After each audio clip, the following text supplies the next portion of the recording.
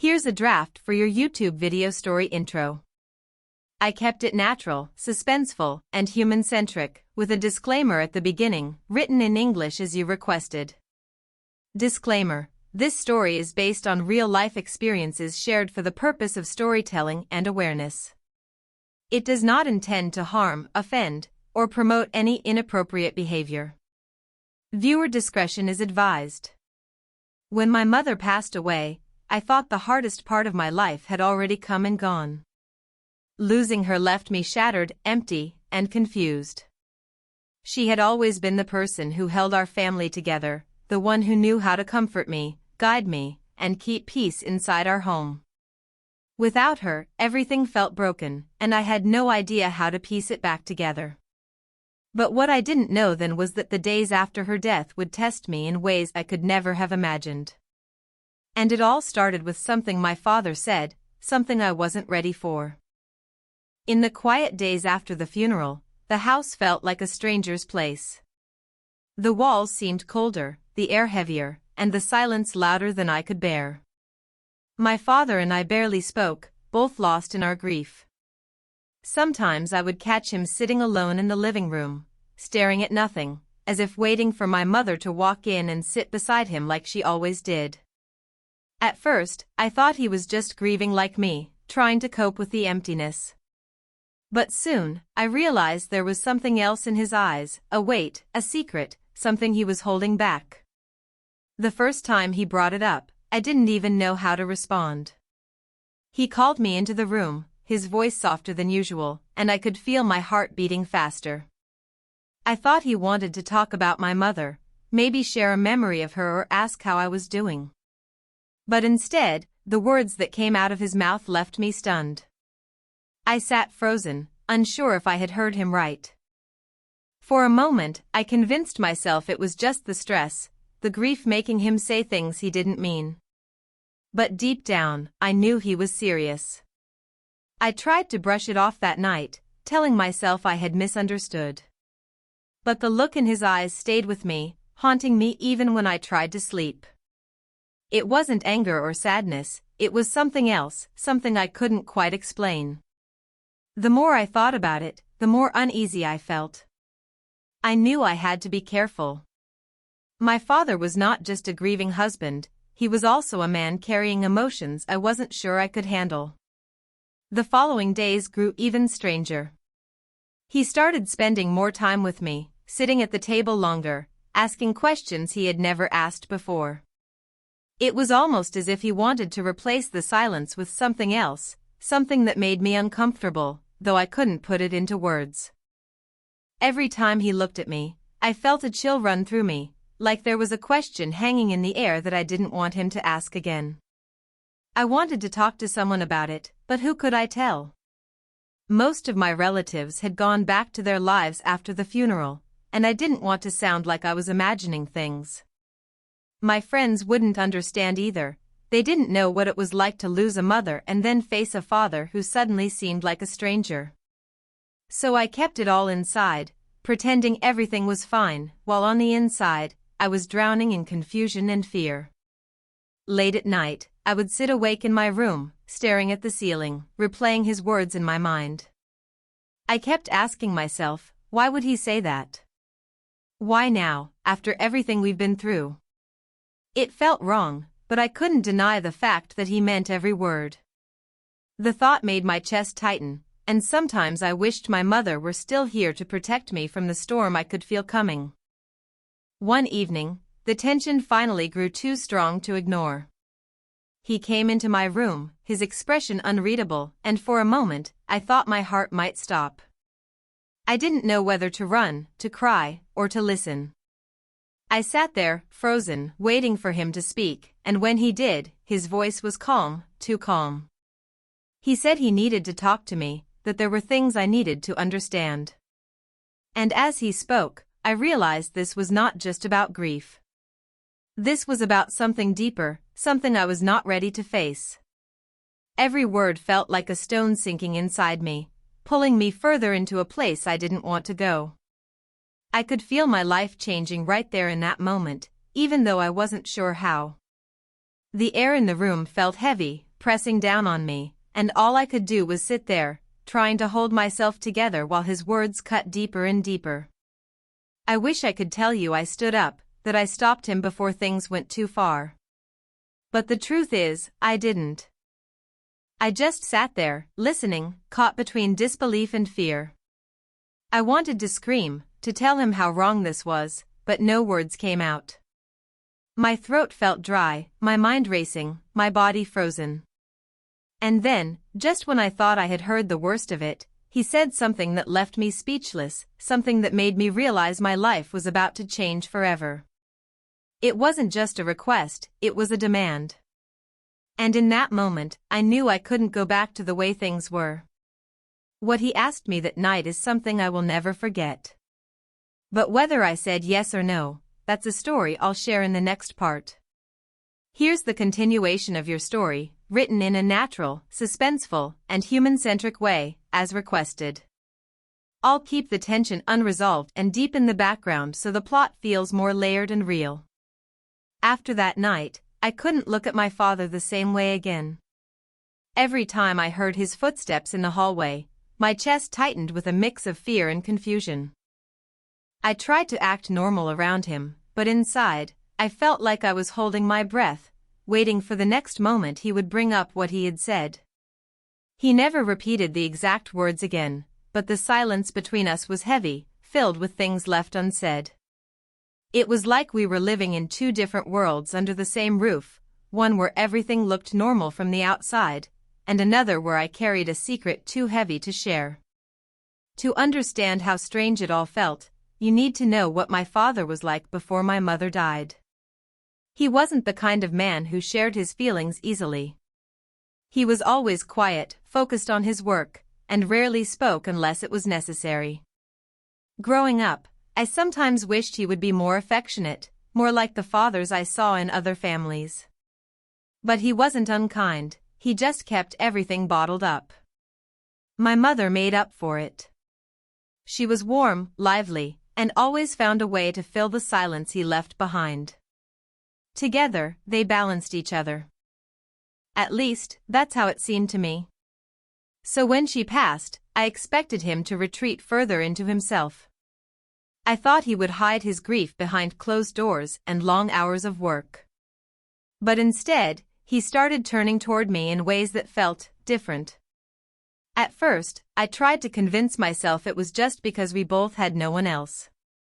He probably felt as lost as I did, and maybe this was his way of reaching out. But the memory of his words kept echoing in my mind, and the way he looked at me sometimes made my stomach twist. Days blurred into nights, and I found myself avoiding being alone with him. I would stay in my room longer, pretend to be busy on the phone, or make excuses to step outside. But no matter what I did, I couldn't escape the atmosphere in the house. It felt like the walls themselves were listening, holding on to the tension that grew stronger every day. The hardest part was the loneliness. After the funeral, relatives called less and less, and friends seemed unsure of what to say to me. They thought I was healing, that with time, I would adjust. But inside, I was more trapped than ever. Sometimes I wanted to scream for help, but who would believe me if I said my father had crossed a line, not with his hands, but with his words, with the weight of what he demanded. I started thinking back to small moments from the past, wondering if I had missed signs about him. Had he always been this way and I just didn't see it? Or was this grief twisting him into someone else entirely? I couldn't decide which was worse. The man I had trusted all my life suddenly felt like a stranger, and every time he looked at me, I searched his face for answers I couldn't find. One evening, as I sat in the living room pretending to watch television, he walked in and sat down beside me. The silence stretched between us until he finally spoke. His voice was calm, but there was a seriousness in his tone that made my heart pound. He said he knew things had been hard for both of us since Mom passed. He said we needed each other now more than ever. And then he paused, looking at me in a way that made me want to disappear. I nodded, trying to keep my expression neutral, but my hands were trembling. I could feel that he was leading up to something I wasn't ready to hear again. And sure enough, his next words made my breath catch. He didn't repeat his demand directly, but he hinted at it, circling around the subject, testing my reaction. I forced a small smile, pretending I didn't understand, but deep inside, I knew he would bring it up again sooner or later. That night, I couldn't sleep. I lay awake listening to the creaks of the house, every sound making me jump. I felt like I was waiting for something to happen, though I didn't know what. My mind replayed his words, the way his eyes lingered on me, the way he had said we needed each other. I wanted to believe he meant it in a normal way, a father trying to connect with his child after losing his wife. But the unease in my chest told me otherwise. The days that followed became a blur of forced smiles and tense conversations. I started keeping a journal, writing down everything he said, everything I felt, as if putting it on paper might help me make sense of it. Sometimes I would sit by the window, staring out at the world beyond our house, wondering if life would ever feel normal again. But no matter how much I wished, the shadow of his words never left me. There was one evening in particular that still stands out in my memory. He knocked softly on my door and asked if he could come in. My first instinct was to say no, but I couldn't find the courage. When he stepped inside, he didn't look angry or upset. Instead, he looked almost hopeful. He sat down on the edge of my bed and started talking about Mom, about how much he missed her, how empty the house felt without her laughter. For a moment, I almost let my guard down. I almost believed this was just a grieving father pouring out his heart. But then, slowly, his words shifted again. He spoke about how life couldn't go back to the way it was, how we had to find new ways to move forward. And once again, I felt that same chill, that same heaviness pressing down on me. I knew where this was leading, and I wasn't ready for it. I sat there, nodding along, my face calm while inside, my heart was racing. The air felt thick, and I could barely breathe. I wanted to run, to escape the room, but my body wouldn't move. His words grew softer, more deliberate, until finally, he paused and looked me straight in the eyes. And in that silence, I realized the moment I had been dreading was here again. What he said next left me speechless, confirming my worst fears. And though I wanted to deny it, I knew deep down this wasn't going away. It was only the beginning. Do you want me to continue with the climax section next, around 450 to 500 words, to keep building up to the peak tension before the resolution, or do you prefer I hold the climax for part 3 of your story? Alright, I'll continue the story from where we left off, expanding it to 650 words, keeping the suspenseful, human-centric tone while exploring the conflict and adding depth. I'll avoid resolution and keep the tension alive. After that night, the weight of my father's words refused to leave me. It followed me into every corner of the house, into every quiet moment, and even into my dreams. I found myself second-guessing everything he said and did, searching for clues in his tone, in the way his eyes lingered, or in the silence that stretched too long. It felt like we were trapped in a game I didn't understand, a game I never asked to play but couldn't escape from. The mornings were the hardest. I would come downstairs to find him already sitting at the kitchen table, staring at his cup of coffee as though he had been waiting for me. Sometimes he would smile faintly, other times he would just watch me without saying a word. I tried to act normal, to ask about his work or the weather, but I could feel the tension simmering just beneath the surface. Every casual conversation felt like it could turn into something else at any moment, and I was constantly on edge. There were times I thought maybe I was imagining it.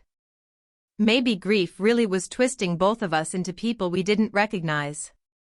But then he would say something, just one line, soft and almost casual, that reminded me I wasn't imagining anything. He knew exactly what he had said before, and he hadn't taken it back. He was simply waiting, biding his time, as though he expected me to come around eventually. I started noticing little changes in the way he behaved. He wasn't just distant or quiet anymore, he seemed more watchful, more present. He asked where I was going when I left the house, how long I would be gone, who I would be with. At first, I told myself it was just concern, a father trying to protect his child in a time of loss. But the more questions he asked, the more it felt like control rather than care. I couldn't shake the feeling that he was afraid of losing me too, and not in the way a father usually means. One afternoon, I decided to visit my best friend, thinking maybe a change of atmosphere would help clear my head. I didn't tell her the full truth, but I hinted that things at home felt off.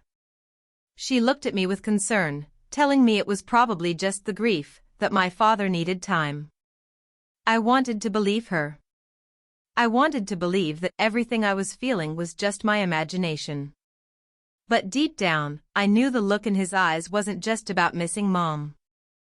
When I got home later that day, he was sitting in the living room waiting for me. He asked why I hadn't told him where I was going. His voice wasn't angry, but there was a sharp edge to it that made me uneasy. I quickly explained, brushing it off as a last-minute plan, and he nodded slowly, his eyes never leaving mine. That look stayed with me long after I went upstairs, and I couldn't help but feel as though I had crossed an invisible line. That night, I overheard him talking softly in his room. At first, I thought he was on the phone, but when I leaned closer, I realized he was talking to himself. He mentioned my mother's name, his voice breaking, and for a brief moment, my heart ached for him. But then he said something that froze me in place, something about how he couldn't go on like this and how she would understand. I didn't know what he meant, but the way he said it made my skin crawl. The next few days, I couldn't shake the feeling that something was building, like a storm just waiting to break. He grew more attentive, asking me to join him for dinner, to sit and watch TV, to talk about memories of Mom. On the surface, it looked like a grieving father reaching out to his child, but beneath it, I felt the undercurrent of something darker, something I couldn't name without shattering the fragile balance in our home. One evening, as the sun was setting and the house was bathed in a dim orange light, he asked me to sit with him on the porch. At first, we talked about Mom, about her laugh and the way she used to hum while cooking. For a moment, I felt a hint of the old days, a flicker of warmth. But then his tone shifted, subtle but undeniable. He said he didn't want us to feel alone anymore, that we had to find a new way to move forward together. His words were gentle, but they carried an unspoken weight, a reminder of the demand he had made before. I sat there quietly, nodding, even as my chest tightened. My mind screamed for me to say something, to stop this before it went further, but I couldn't. The fear of breaking the fragile peace, of pushing him into anger or despair, kept me silent. And so I just sat there, trapped between the comfort of the past and the shadow of what was coming. That night, as I lay awake staring at the ceiling, I realized this was no longer just about grief. This was about choices, about the path he wanted to take us down, a path I wasn't ready to follow. But how could I stop it when I was the only one who knew the truth? The question echoed in my mind as I drifted into uneasy sleep. What would he ask next? That night changed something between us, though no words were spoken about it. The silence felt heavier, like it was hiding a secret too big to name. Every time I looked at my father, I could sense he was holding something back, waiting for the right moment. And deep down, I knew that moment was coming soon. I started noticing the way he watched me when he thought I wasn't looking. His eyes lingered too long, filled with something I couldn't quite read but couldn't ignore either. At dinner, he would ask me questions that seemed harmless on the surface, how I was feeling, what I thought about the future, if I ever felt lonely. But behind his words, there was a tone that made me uneasy, as though he was leading me toward an answer he already wanted to hear. The house itself began to feel like a trap. The rooms I had once felt safe in now seemed smaller, the walls closer. I found myself listening for his footsteps in the hallway, holding my breath whenever I heard the floor creak outside my door. Even the sound of his voice calling my name sent a shiver through me, though I tried to hide it. One evening, I sat in the living room pretending to read a book while my heart raced in my chest. He came in quietly, sitting down across from me. For a long moment, he said nothing, just watching me with an expression I couldn't place. Then, in a calm voice, he started talking about Mom again, about how empty the house felt without her. I nodded, trying to keep my face neutral, but inside, I felt the tension building. And then he said it. Not the full demand, not yet, but words that came close enough to make my stomach twist. He told me he couldn't go on living in silence, that we had to find a new way to be a family, a way that would make us both feel whole again. His voice was steady, almost gentle, but the weight of what he meant was unmistakable. I tried to answer, to say something that would steer the conversation back to safer ground, but my throat felt tight. All I could manage was a weak smile, hoping it would be enough to end the moment. But the way he looked at me told me it wasn't. He leaned forward slightly, his eyes locked on mine, and I could feel the air between us growing heavier with every passing second. That night, when I finally escaped to my room, I locked the door for the first time. My hands shook as I turned the key, my heart pounding so loud I was sure he could hear it from the hallway. I sat on the edge of my bed, staring at the door, knowing it was only a matter of time before he pushed further. The question that haunted me was no longer if he would ask again, it was when. And as I lay awake listening to the silence of the house, I realized the moment I had been dreading was closer than ever. Because this time, I wasn't sure I'd be able to avoid giving him an answer. The next morning, I woke up to find an envelope slipped under my door. My heart raced as I picked it up, the paper trembling in my hands. Inside was a short note in my father's handwriting. It wasn't long, but the words sent a chill through me. We need to talk tonight. No more avoiding this. My stomach nodded. I had been dreading this moment, but seeing it written down made it real in a way I couldn't ignore. All day, I carried the note in my pocket, reading it over and over until the words blurred. I kept wondering what he meant exactly, if tonight was the night he would finally force me to confront the demand he had made before. The walls of the house felt closer than ever, and every tick of the clock reminded me that the evening was approaching whether I was ready or not. But as the sun began to set, something happened I hadn't expected. My phone buzzed with a message from an unknown number. When I opened it, I froze. It was a picture of my father, taken from inside our home, sitting in the living room. The message read, "You don't know the full truth. Be careful." I stared at the screen, my pulse pounding. Someone else knew. Someone was watching us. For the first time, I realized the conflict wasn't just between me and my father, there was another player in the shadows. Was it a relative? A neighbor? Or someone my father had been hiding from me all along? The note under my door had already terrified me, but this message changed everything. Now, not only did I fear what my father might demand that night, but I also couldn't stop wondering who was behind that warning, and what they wanted from me. Because suddenly, it wasn't just about him anymore. Someone else was watching, and I had no idea whose side they were on. Do you want me to now take this straight into the climax, about 500 words, with both the father's confrontation and the mysterious third person's role coming into play? That night, I walked downstairs with the note still burning in my pocket. My father was waiting in the living room, just as the mysterious message had shown. He looked calm, too calm, as if he had been preparing for this conversation all day. My hands were cold, but I forced myself to sit across from him. He started slowly, talking about Mom, about how empty the house had become without her. Then his words shifted, circling back to what I had feared. He said we couldn't keep pretending, that we needed to face the truth together. My chest tightened. I was about to answer when my phone buzzed again. Without thinking, I glanced down. It was another message from the unknown number. he's not telling you everything." I froze, and my father noticed. His eyes narrowed, and for the first time, I saw a flicker of panic cross his face. Before I could speak, a knock echoed at the door. My father stood up quickly, as if he knew who it was. When he opened it, I saw a man I hadn't met before, holding a small envelope. He looked straight at me, then at my father, and said quietly, "She deserves the truth." Inside the envelope were letters, dozens of them, written by my mother before she died. My hands shook as I read the first lines. They weren't love letters to my father, they were confessions, revealing a side of her life I had never known.